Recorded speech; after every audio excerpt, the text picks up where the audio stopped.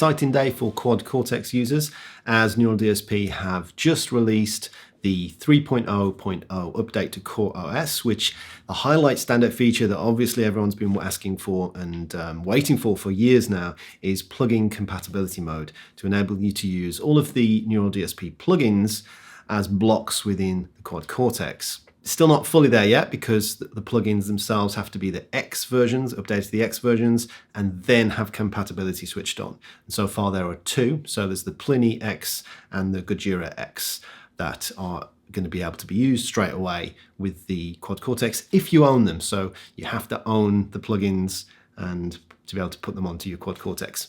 We'll talk about that a little bit later on, my thoughts on that. I myself have been, I guess, somewhat a curious, skeptical observer of the Quad Cortex. Tried out the demo unit or the prototype unit at NAMM 2020.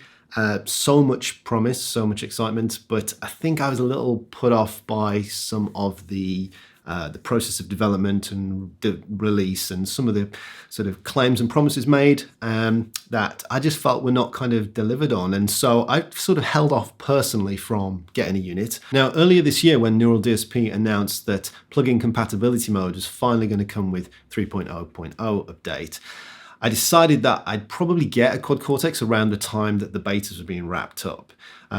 This happened then finally, definitively for a few reasons. So first of all, my hand was forced in that my audio interface that I normally use, my PreSonus, kind of died. I've got to get a new audio interface. Looking at all the different options in different price categories and different features, kind of getting a bit overwhelmed and thought, well, maybe I could just use the Quad Cortex as the brain, the hub of my home studio. I know several people do that.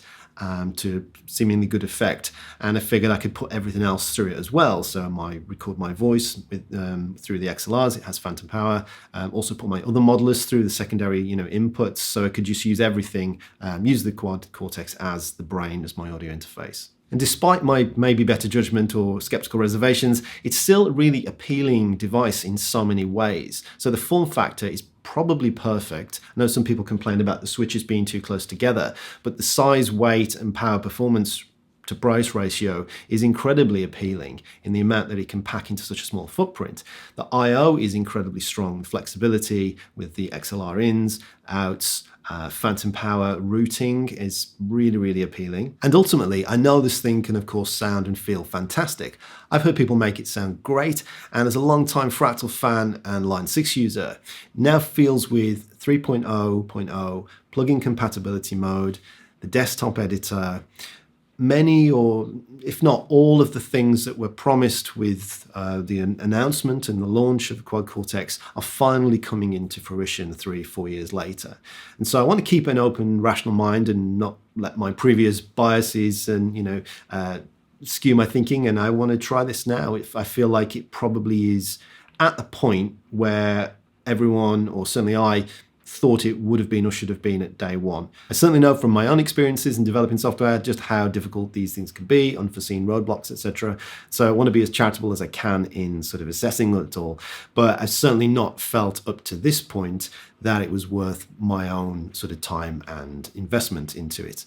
Now it feels like we're at the point where that could be the case. Because I knew that 3.0 was coming soon, I held off really from getting into this. I haven't really explored it very much at all. It's kind of sat on the desk, and I thought I would hold off until the 3.0 dropped so I could then apply the update and just kind of get to know it from this point onwards. And I'm really going to try and keep in mind that I know what I'm getting into. I know there's been plenty of hardware issues. I've experienced them myself on a big project where a Quad Cortex has gone down. So it's going to live on the desk.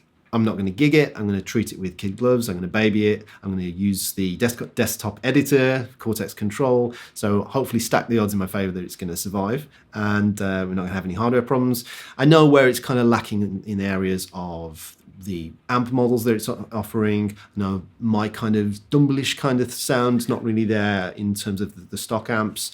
The effects, the depth and breadth is smaller as compared to the others. So I'm aware of all this. But as I say, the appealing side of it is too alluring and it's too seductive to not actually give a fair shot.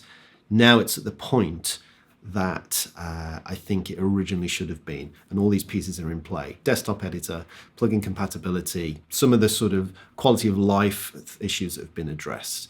I could be tempting fate here, but my plan is to actually film and record all the update process, show you how it works for me.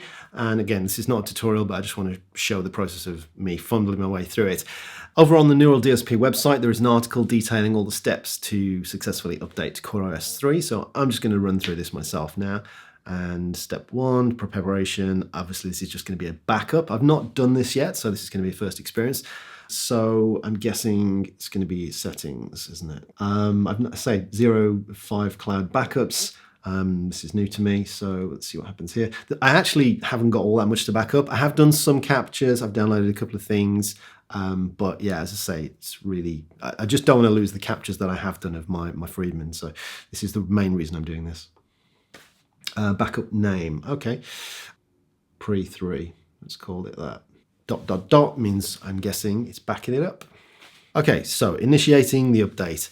Ensure you are in a location with the strongest and most stable Wi-Fi connection available before starting. Begin the process by navigating to settings, as we are, device options, yes, device updates, of course, checking for updates, downloading latest update. Okay, so downloading an update whilst performing is not recommended. Does that mean, like, why on earth would anybody do that? On a gig. I'm just going to download this update on a gig. Is that what that means? 95%. Okay, we've got some information. During the update, the touchscreen and foot switches will be temporarily disabled. Audio will be unavailable. Do not remove the power cable or shut down your Quad Cortex. So let's do it. So progress bars, totally meaningless. 28% already. Spinning circles and progress bars. Okay, so we're 100%, it's done, and it's now saying, please restart your Quad Cortex. Your Quad Cortex needs to be restarted to finalize updates. Please restart your device as soon as possible to finish the installation. So, like any laptop update, it's probably going to restart many, many times, and they have alluded to that already in the info.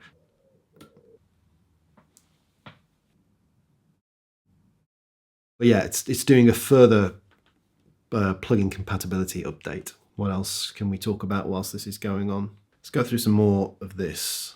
Okay, this is interesting, I guess. Your Neural DSP account can be used across 3 Quad Cortex units. And when CorOS 3.0 is released, you'll be able to link 3 RLAC accounts to your Neural DSP account. So I'm guessing that means that you can, the plugin licenses that you own, you'll be able to use upon 3 different Quad Cortexes with your account. I guess that's important for backups. You know, many people I know run Quad Cortexes like just in parallel as a backup, compatible plugins. Upon the release of CorOS 3.0.0, Archetype Gojira X and Archetype Plini X will be compatible with the Quad Cortex. Visit our plugins page to purchase licenses for these plugins. Okay, so that's interesting. We can talk about that while this is still going on. We're at 64%. So what do you think about this whole sort of purchasing the plugins to use on the hardware? I'm kind of really mixed feelings about it. On the one hand, it's an incredible business model. I mean, getting people hyped up to pay more money to use sounds on a hardware device they've already spent a lot of money on is absolutely genius to convince people to do that. Oh, I've had the first reboot, second reboot, I think it's come off. But so from a business perspective, it's pretty incredible. From the customer user perspective, I'm not sure if it sets a great precedent, because certainly if you've bought a Quad Cortex and you're all in and you're expecting, you know, free updates like all the other companies tend to, or most of the other companies tend to, obviously Fractal, Line 6, it doesn't seem like that's going to necessarily be the case. Now, Neural is saying very much they're standing by it. They're going to be updating it and supporting it for the long haul. But the plugin thing just makes it feel like all the exciting stuff, all the really juicy stuff, surely just from as a good business decision, it would make sense to sell you the good stuff to use with inside of it, like a pay-to-play, like, you know, DLC kind of thing. If you can get people on board with that, then, you know, it's quids in all the way to the bank. But it kind of feels a little bit awkward. as the end user, I think. I don't know. What do you guys think? They are doing some cool things, to be fair, in terms of giving you, so all Quad Cortex owners are given a free gift plugin of your choosing. It doesn't have to be one of the compatible ones, I think. Actually, there's another article I got up here saying, I love the way they spin this. This is amazing. So Quad Cortex owners, we're giving away 5 million of free plugins, which is true. It's not. I guess it's just an interesting way to phrase it. So basically, if you own a Quad Cortex, you can get a free plugin, and I guess it could be one of the Archetype X ones that is compatible, so Gojira or Plini to use. I already own the Plini one, so I'll probably get the Gojira, so I can try that out.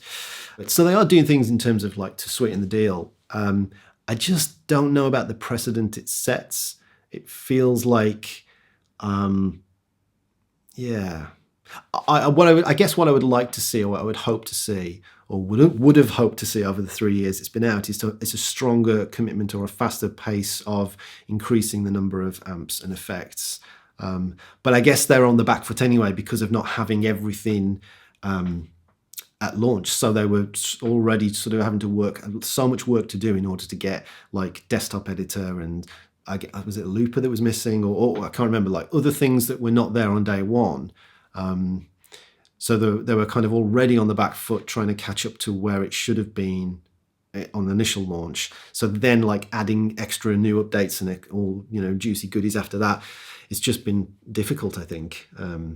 Not super criticizing here, I just think it's I can see the difficulty of trying to spin all of these plates. So I guess time will tell, really, like how quickly are we going to have the option of giving them more money for more plugins to run on the already expensive unit versus free and really great additional amp models. That again, I just can't wrap my head around it.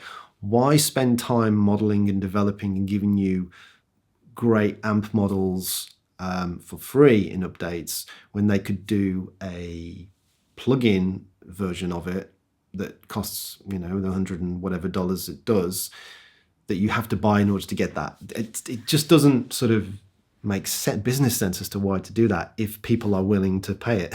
So we're back to 25% again. Plugin compatibility update in progress, all the same information. So it's just we're going round and round. But nothing touch processed wood is or actual wood. So the plugins themselves have to be re-released as the X versions, and these X versions are getting some small tweaks and some small changes and improvements. And then compatibility has to be turned on. So I wonder where we are with all this, because some of my favorites are not even in X mode yet. So I think the Boogie 2 C+, the Morgan, I think Rabia's, I don't think they're not in X mode. So timelines are interesting here. We've had another reboot. So is this going to be the one? Oh, lights. Okay, it was indeed the final one. Blah, blah, blah. Okay, so got it. And we're back to Stinky Opticians, which Stinky Opticians is the preset for the Friedmans. With my capture, actually. This is my capture, the first capture I did.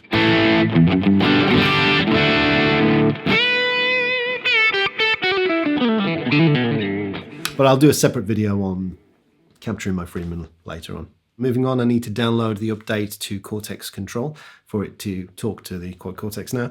So I'm going to do that. Okay, so Cortex Control should now be able to talk to the latest firmware. Yeah, that looks good. Okay, so I'll leave that open for now. So the next thing I need to do is to get the licenses working. Currently on device, it's locked out at the moment, grayed out. The Gojira X and the Plini X can't access them. So I need to go into my account and refresh them. So what did it say? Press the refresh button within the plugins device list menu. So how do I do this? So if I do a new preset, plugins devices, refresh, Okay, there we go. That was fairly straightforward. And now I've got the Plini X, which I've already owned, and then it's got a little dot next to it. I think the yellow dots are like new, or green dots. Is it green or yellow? I can't see. Going colorblind. Anyway, so the little dot indicates that something new on the device, which is quite cool. Nice way to sort of guide you around the operating system, I guess, and to help you learn new aspects to it. The way this works, as I think, is all of the individual blocks in the plugin are available to be added into the grid of the Quad Cortex and to mix and match them with any of the other blocks from the Quad Cortex or any of the other plugins, which is kind of cool. And I guess one of the questions you could ask as a if you're a diehard dedicated plugin user, well, why can't we do this in software? There's no, I can't think of any rational reason as to why you couldn't have an ecosystem or a platform where you could have all of these things compatible with one another. It feels in some ways like it's an arbitrary wall that's put up between the various aspects of the different products. So it doesn't seem that it's like it's cohering as an ecosystem in a way that, say, I guess Fractal doesn't do it at all. Obviously, there's just no plugin element. But with Line 6 and the way that they've got, Helix native and the Helix devices, it's pretty much seamless one-to-one in terms of what's available. Interesting way in which this plugin thing has been implemented. I don't think it's what people took I don't think it's the implementation of it is what people took it to mean when it was first announced. And certainly the reverse aspect of like, well, why can't plugin users just combine various aspects? Have an instance of like the Neural DSP app that you could load various blocks from different plugins in. So what we're going to do is just start by exploring the presets. I know the Plini plugin, I do own it, but I don't particularly know it super, super well. Let's go into plugin presets here and default.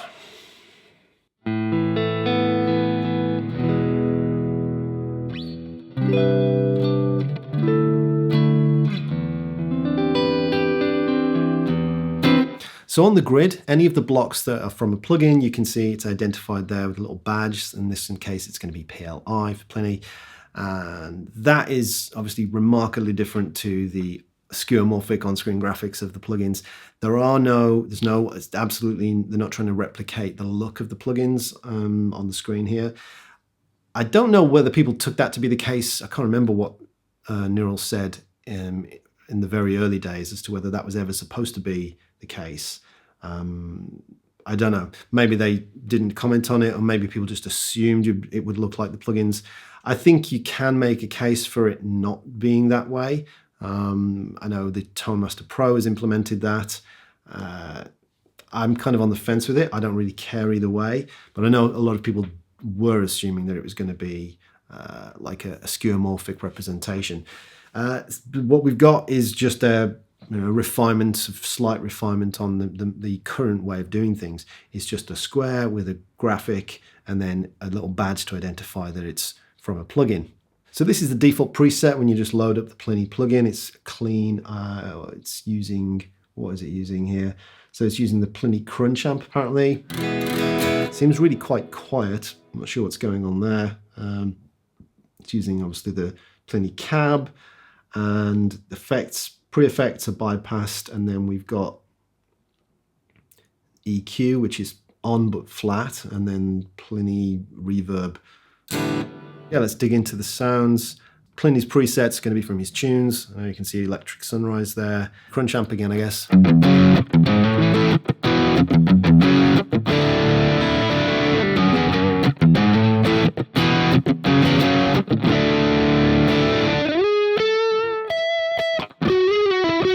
Seems like quite a strong gate on that. I'm going to get rid of that immediately.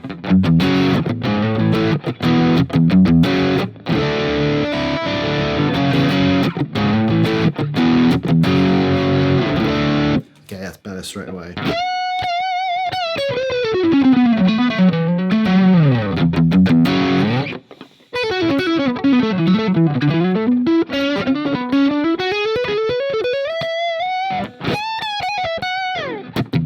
Yeah, That's crunchy. Electric Sunrise lead tone. I'm just going to turn this gate down again.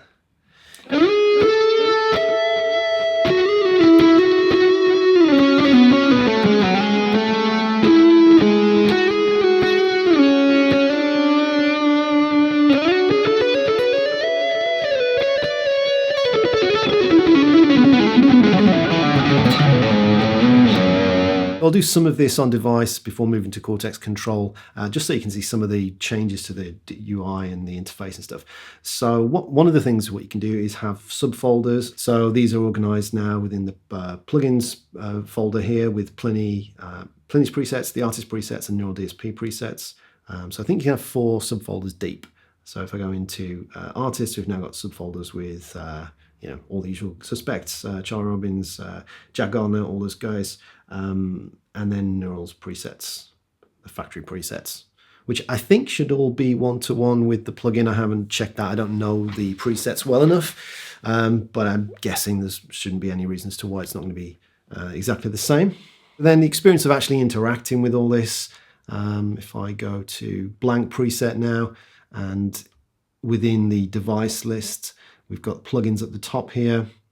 You see the plugins that are available to you, so the ones that are unlocked, so the Plini X, I can then choose from any of the Plini blocks. So if I want say the lead amp, and then everything is just the same as normal.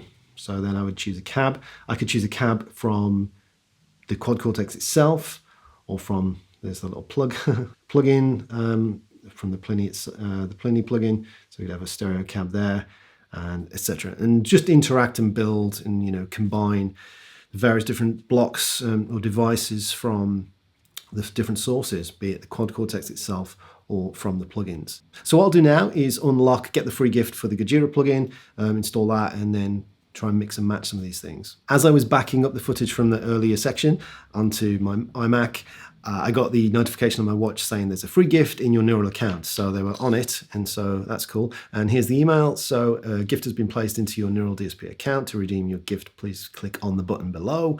So we're going to hit redeem gift. I think I'm already there. Yeah, so choose your plugin. That seems straightforward enough. Let's see how this works. So welcome to the Quad Cortex family. Now that you've paired your Quad Cortex with your Neural DSP account, you're eligible to claim a free Neural DSP plugin. Please choose which free plugin you would like to claim and press the confirmation selection button. We are going to go with Gojira because that is compatible with the new Quad Cortex firmware update. Confirm. Did I do the right one? Yep. Confirm selection. Okay, so that should be in the iLock account. So in theory, I now just go to plugin device list again. Refresh. Ta-da, and that's actually worked really quick. So now I've got the yellow dot. I can now access the Gojira plugin on the Quad Cortex. So presumably, again, it's the same thing. If I go into the preset lists now, drop down to plugin presets, we'll have the Gojira and the default. What's it going to be? Something heavy? Yeah, dirty.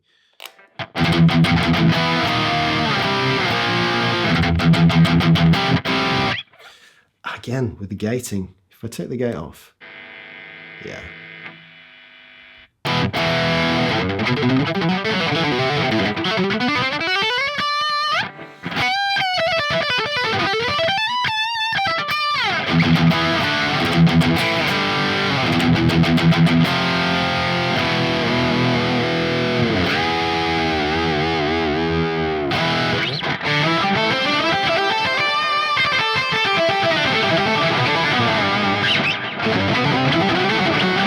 It's quite cool.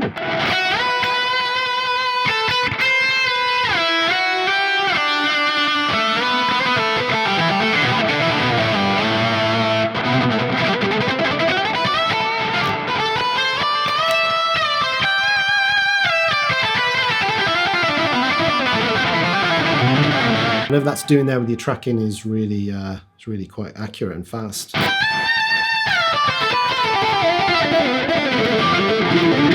I mean, I'm kind of shredding quickly there, so it's really keeping up.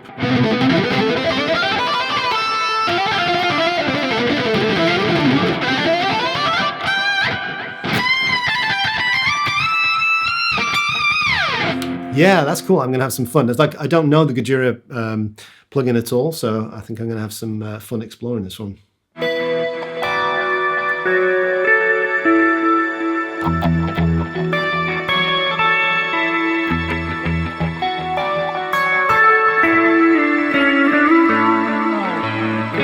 Just like with Plini plugin, we can now just go and like throw any of that onto the grid and mix and match. So I'll just do something quickly just for argument's sake. So I'm going to go and do plugins, Gojira.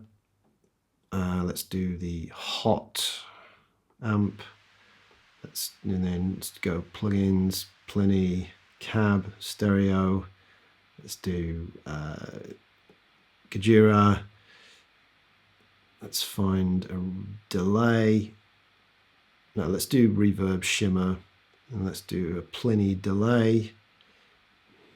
In fact, because you can put them anywhere in the signal chain now, I could take the, I think Plini has a pre-delay. He does, yeah. So I could take the pre-delay and stick that, as a post-delay. What do we get now from here?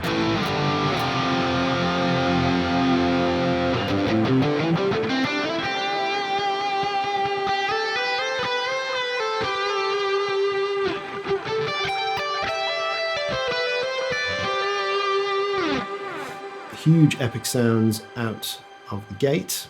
So I think it's going to be really easy to create some very cool sounds, some unique sounds. But on the other side of that coin, also it's going to be more clear and just more starkly apparent just how much overlap there is between the various devices, the various plugins and devices in the Quad Cortex, and just how many times over you're paying for the same thing. And I mean, I'd be happy to be proven wrong here, or proven otherwise, but like just how different each reverb and each overdrive is from the various archetypes and plugins. I don't know. It just. And you sort of buy them each time. And that's kind of what I was alluding back to earlier on, whereas if it was more of like a mix and match, plug and play within the plugin ecosystem or plugin world of Neural, there'd be potentially less of that. But it is really easy to use, and it is working as they're describing it to. What I'm going to do now is just spend some bit of time, put a track together for an intro jam, and I'll link any presets or anything if I make them. I can't do that in the description, can I? I have to use the Cortex Cloud, is it? Something? Anyway, so follow me on the app, on the Cortex Cloud. Anyway, first impressions are pretty good. I've personally had no hardware issues yet. Software-wise, it seems very intuitive. The UI, UX is all fine, and getting the whole, update to 3.0, getting the free gift, getting the licenses all working, that all absolutely smooth. Total top marks for that. And I'm hoping that it's going to be a good decision I've made here and not a really big mistake. I'm hoping this kind of ticks so many boxes. I've got a quality interface. It's going to provide my ins and outs for everything I need in the home studio.